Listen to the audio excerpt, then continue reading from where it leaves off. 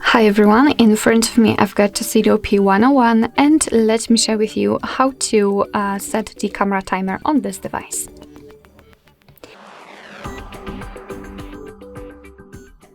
So we have to start with opening the camera app, so let's tap on it.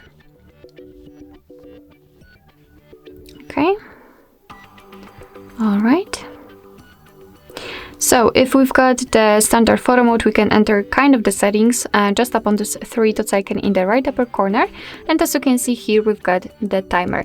Right now it is crossed out because the timer is turned off, but after tapping on it, we can set it on the 3 seconds and 10 seconds. After tapping on it again, we can turn it off. So let me set 10 seconds and then simply tap on the shutter button. And as you can see, right now your device will count down from 10 or 3, depending on which option you've chosen. And after that time, it will simply take a photo. Okay.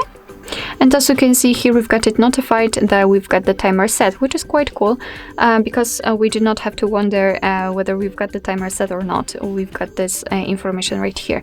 Of course, you can also set the 3 seconds delay and turn it off just by setting it on this crossed out icon. And from now on, your device will take photos right after touching the shutter button.